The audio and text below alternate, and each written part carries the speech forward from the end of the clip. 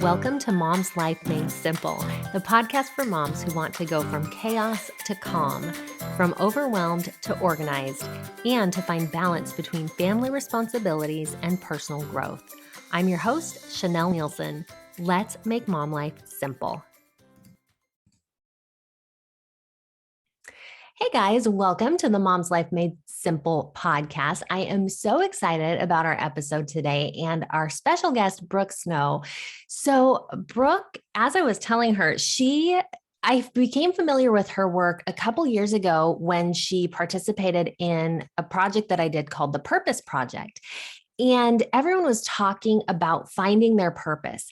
And Brooke's message was just a little bit different, which, I bet she gets that a lot. I'm thinking of the line in Chosen, like, get used to different. That's Brooke Snow, get used to different. So she talked about praying a little bit differently and different ways that we can receive our purpose through prayer. And I just thought that was so profound. Today, we are going to talk, as always, when I have a guest, about how to make mom life a little bit simple.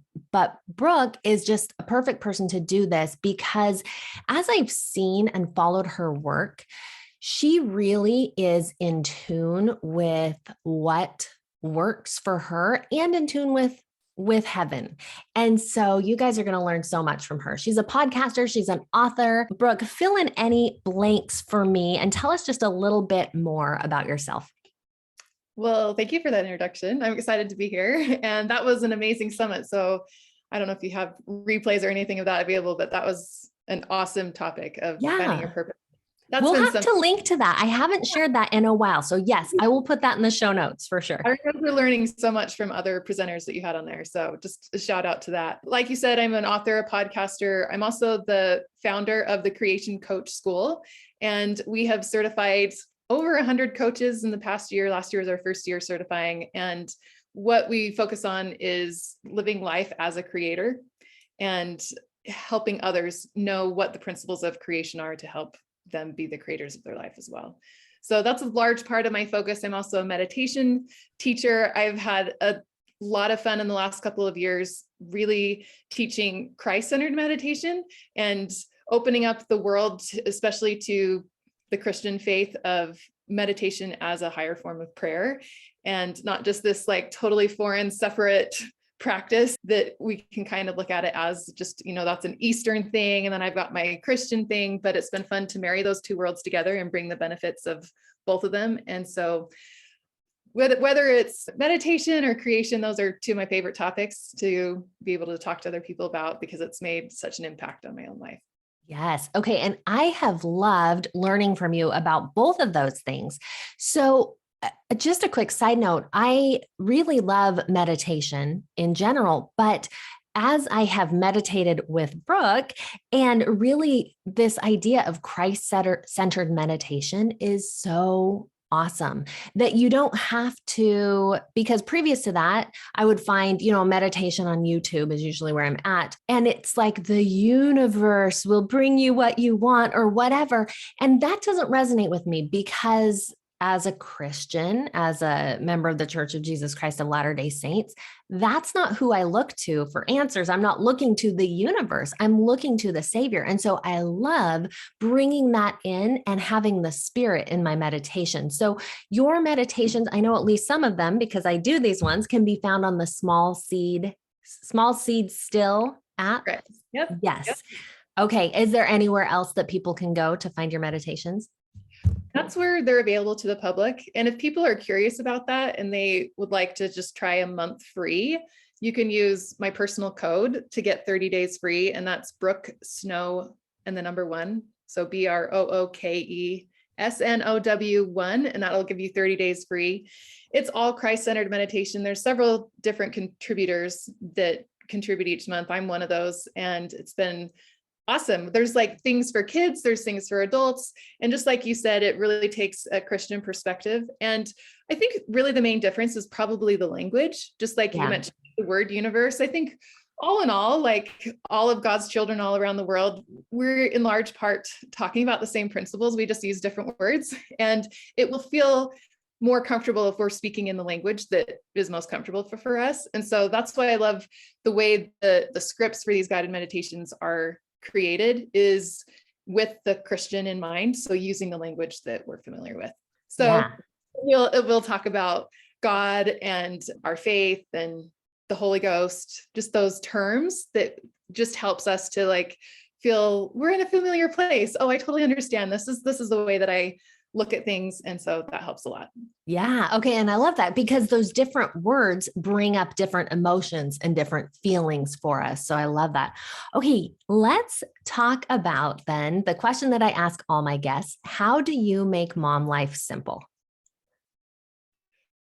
Okay. I love this question. I think it's really great. And just like I mentioned to you before the call started, I was actually stumped by this question as well. Like, how can you be stumped by that? It sounds really easy. How do you make mom life simple? And I just was coming up blank. Like, I don't know. And I realized I needed to simplify the question even more, which for me is just how do you make your life more simple? I think for me, I don't usually look at my life through the lens of motherhood, even though it's a really important role, responsibility, part of my life. I just tend to think of my life as I'm Brooke. I do have kids. I have all these other areas of life as well. So how can I make my life easier? How can I show up as the best version of myself in mothering, in my work, in all of my interactions all together? And so that's really helped me just to simplify that, to know that we're just dealing with life.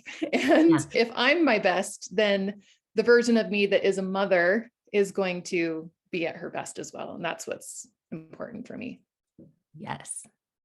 So my simple life hack, I guess the most important thing for me to simplify life is the practice of meditation, and particularly starting and ending my day in a place of stillness and being grounded.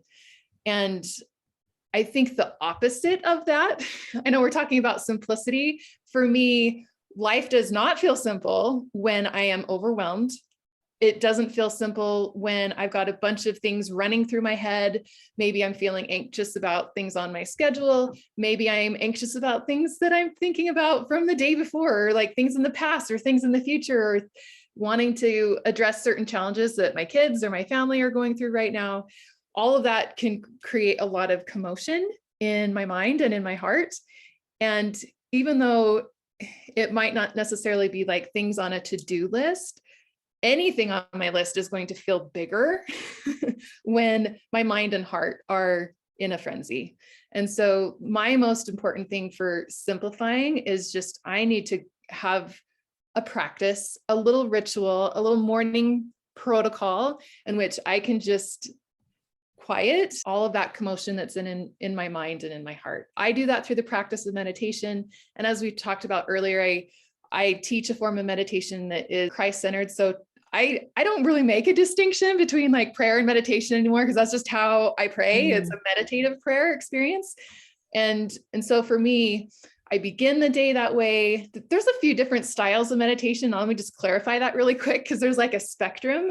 And most people, when they hear meditation, they'll think of it as emptying your mind of all thoughts. And that is absolutely on one side of the scale. And I like to think of it more as like pure awareness, just being very present. That is easier for me to practice that than the very challenging do not think anything. Yeah. Like, I'm going to feel like a failure in about 3 seconds if I like try to tell myself not to think anything. But if instead I take the approach of just, I'm being aware, I do it in a really sensory way. What can I hear right now? What can I smell? What am I feeling? Like, what do I see if my eyes are open? I even go into like, what can I see if my eyes are closed? Because if you get really present, I like never see static black if my eyes are closed. Yeah. Whole other story right there. But just that awareness, really letting go of the commentary that's in my brain. Just, can I be here in my body, in this space in my room right now? And then moving along the scale of meditation is what I call focused attention. And that's where the use of a mantra can be really powerful. And I like to pick something that I'm personally working on. My favorite mantra of all time that I teach in my meditation course is I love and accept you, and then state your first name. So I'll spend some time, I love and accept you, Brooke, and do that on repeat.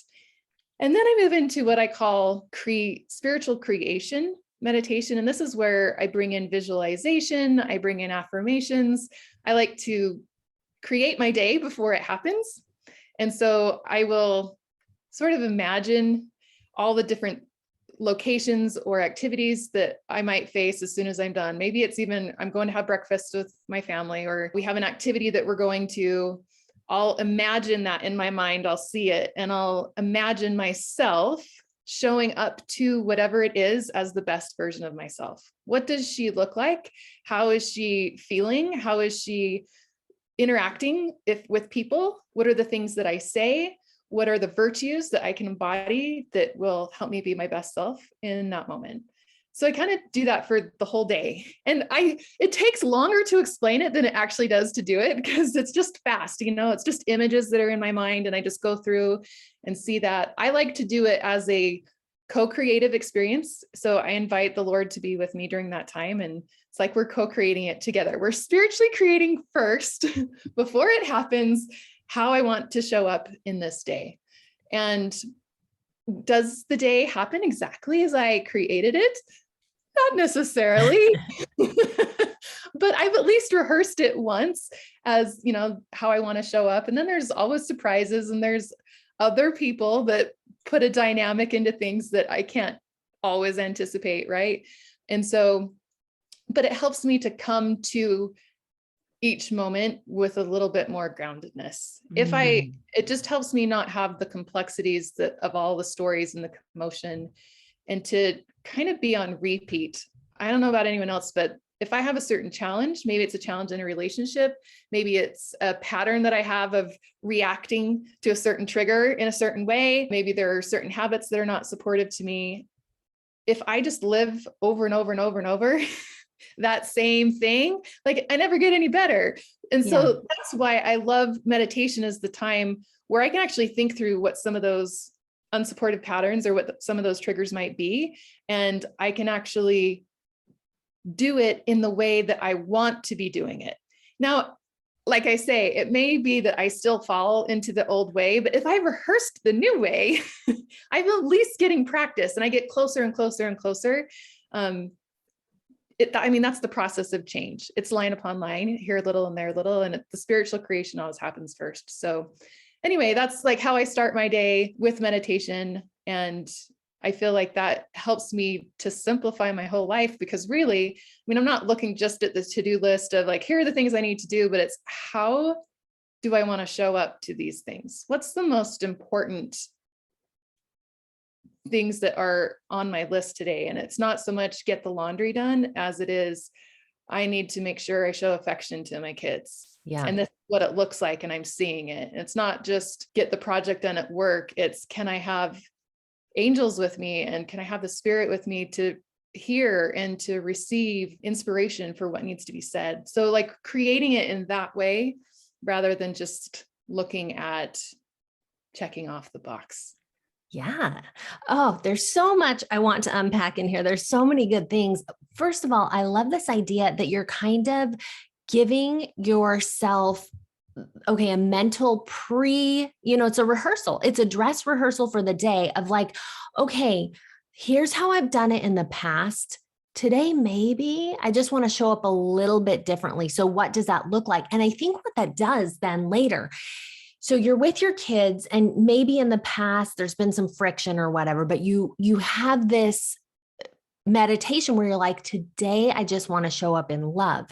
When that actually happens and you're sitting with your kids and you start to get into that pattern, the old pattern, I think there's something that happens in your mind, this like trigger of like, but wait, we practiced this and this looked different. And now we've got these two almost competing scripts, right? The one that was written, the one that you've always done, and the one that you did at your rehearsal this morning. Can you speak to that a little bit of how that's played out in your life?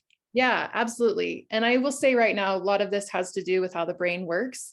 When you've rehearsed something, or maybe a better word would be when you've repeated something so many times that it becomes a habit and it becomes second nature, it becomes part of your subconscious mind. You don't actually have to have a conscious awareness. Like your body just knows, oh, child was just being combative, or they're making these really annoying sounds. When this happens, this is what you're supposed to do. Yeah.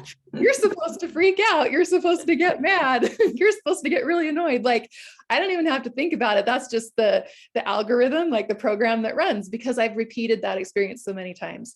And so having a little compassion, knowing that this is what we're up against, is that we have scripts that have been programmed in that are so deeply learned and ingrained that like, it just happens. It's just a response. And what we're trying to do is we want to change that response into something that's more supportive.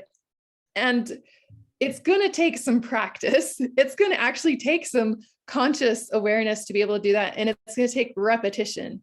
And so I am forgiving of myself when I go into those moments. And I'm like, what? I already rehearsed this. Why am I going down like this old way again? Then I just like, okay, it's all right.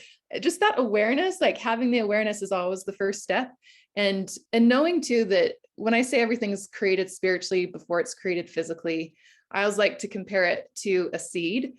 All seeds have different germination times. Like you plant your seeds and it looks like nothing is happening. Like nothing has come above ground into the, let's say, physical world yet.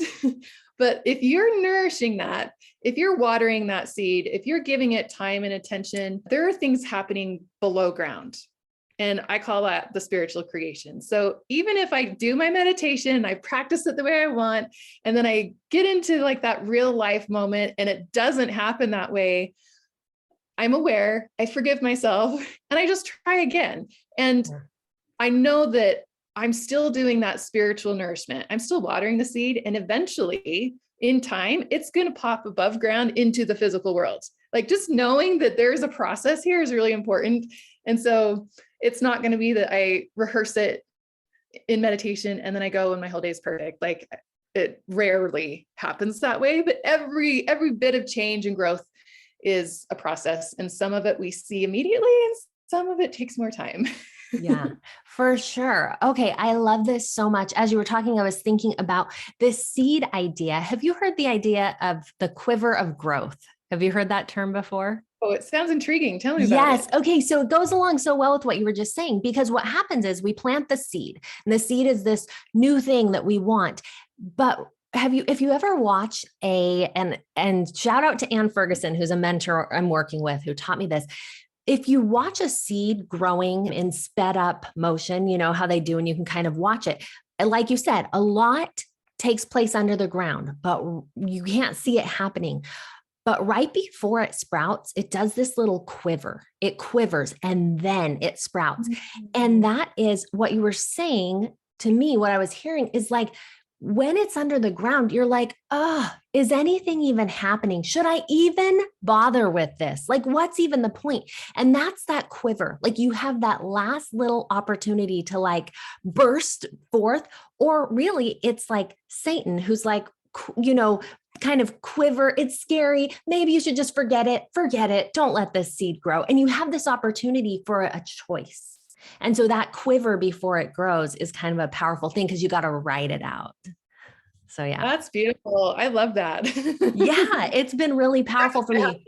Because when you get that fear of like, maybe this isn't working, maybe I should forget it, then you know something good is coming. I want to make sure we circle back to, I wanted to talk about co-creating with God. So your meditation practice, you've talked about, you visualize, you're walking through, you're imagining your day. How do you involve God in that process? To me, it's simple. It's so simple, but I just imagine that the Lord is there with me.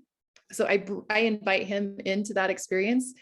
And I actually imagine him saying to me, what would you like to create today? Just like this open invitation. And the reason I frame it up that way is because it allows me to respond in affirmations. What would you like to create today? And I'll see it and I'll say, I am present with my kids. I am noticing what they need. I am organized and doing things in the proper order. And it just, it goes through and I can see how I want to show up but I'm affirming it, which is really powerful language. And it also invites me to be able to use virtues. And virtues are how I want to show up in what I'm doing. Like I say, love and presence and joyfulness, forgiveness, open-heartedness, open-mindedness, things like that. So it allows me to describe what I'm seeing with those affirmations. So that right there feels co-creative because I can sense, I see the Lord by my side in this meditation. I'm going to skip ahead really quick to the end of the day because I kind of do a recap. Oh, cool. Like okay. everything in reverse. And so at the end of the day, I will actually relive my day. And I like to look for the wins that I've had. Like, what are 3 wins that I've had today? I need to celebrate progress. And then there are things that I want to improve. And the phrase I use is next time I will. Like, what do I need to change better for next time? And this too, I imagine that the Lord is with me in this moment. And I'll always, as I'm like reliving the day, there is a moment or 2 or 3 where I'm like, oh, I could have done that a little better. And instead of reliving it the way it happened, instead of shaming myself for it or getting down on myself or being critical, this is really important. What I do is I give it another rehearsal. And so I relive it again, how I wish to be able to live it next time. That's why that phrase, next time I will. So if I had a moment that I was really snippy with my kids, I will see it. And then with the Lord, I do it again, but I'm doing it the better way. So that means that everything that, quote unquote, is a mistake or I didn't do well, it actually gets redeemed because I've turned it into the way that I want to do it. And this idea of co-creation is really important in this part right here, because there are times where, for example, I've done something a certain way so many times, and even asking myself like, oh, do it the better way. And I'm like, I don't know what the better way is. I don't even know what it looks like. Like this person has always been hard for me, like I've never done it the way I want to do it. And in those moments, it's especially powerful for me to say, will you show me the new way of doing it? I don't know it. Can you walk me through it? And so that's like this whole concept of rehearsing something or redeeming something becomes really powerful because he does know the better way. And he can show me like little fine tuning tweaks, like, okay, let's live this moment again. What would it be like if you put your phone down?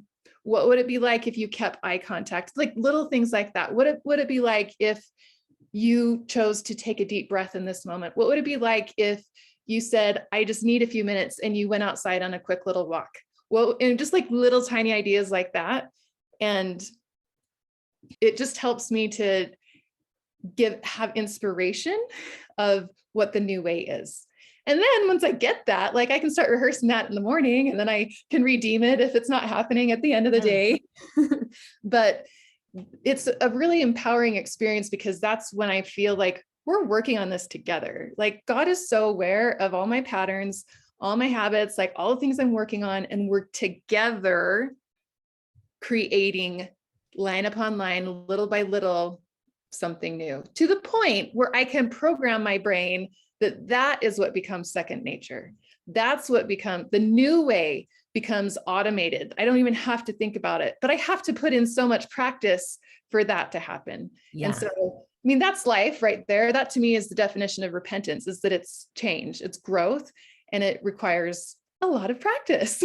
And so he helps me on those like very small day-to-day details of what those patterns look like.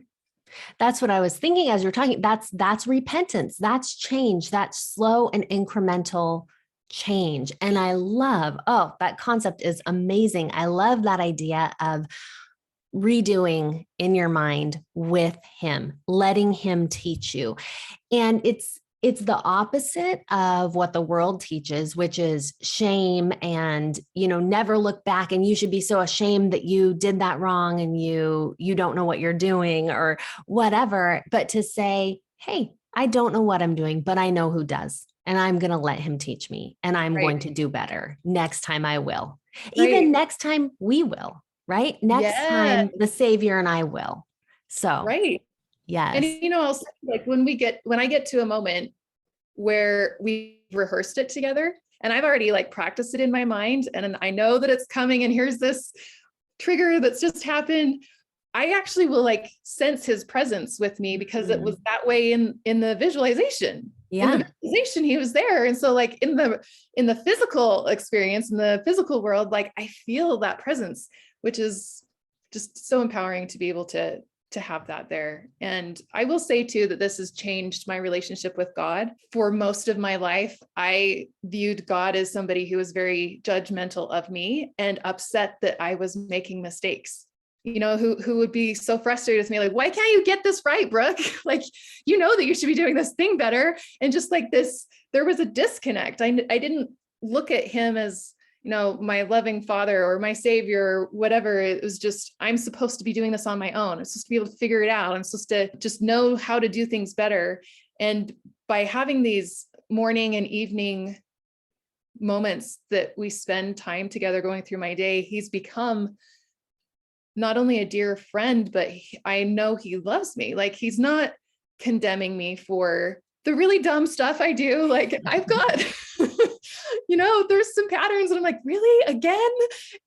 But he doesn't judge me in those visualizations. It's like, we'll keep going. We're going to keep working on this. And so that's changed my relationship with him. I no longer feel judged. I feel like he's on my side and he's my co-creator. We're on the same team. And that really can change everything about one's relationship with God. Yeah. Oh, everything you've shared. I love this so much. I love the things that you teach. I love, we talk about making mom life, or as you pointed out, just making life in general simpler.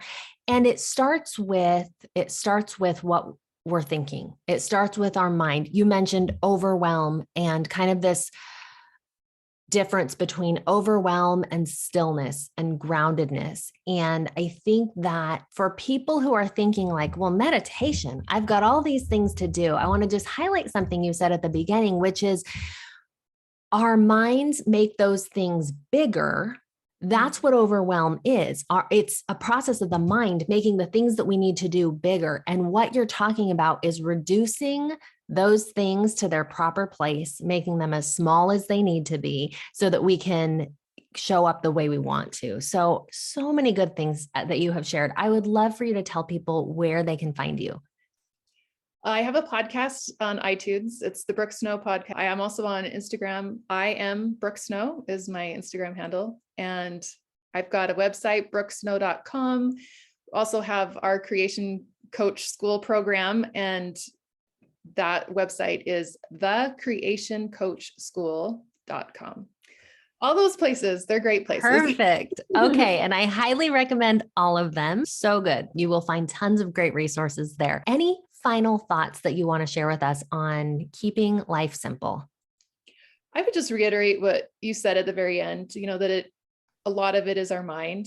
And one quick analogy I would give to that, I actually got this from, I think it's called The Now Habit by Neil Fiore. He's talking about procrastination. But he says when we procrastinate, it's similar to, for example, if I were to ask you to walk across a plank that's lying on the ground, it's like 2 foot wide piece of wood, 20 feet long, it's on the grass. Can you walk across it? Piece of cake. I got this. Oh, like, no problem, right?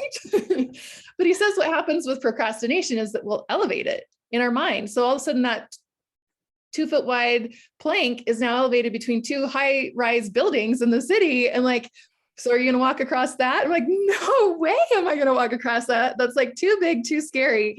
And all really that's happened is that we've just elevated it in our mind. Like it's the same size, but we've like just made it so much higher and bigger. And I think we do the same thing with our overwhelm and with our challenges and problems. And so when we talk about meditation being a place and a practice that can ground us, it's like, it literally will take that plank and it'll bring it back down to the ground. You still have the same amount of things on your to-do list, but it's like when you're grounded, you're just walking across the plank. Like those things haven't been elevated or blown out of proportion to the point that they feel overwhelming and too big to be able to handle. And so as small as it is, and literally it's small, like I don't spend my meditation time.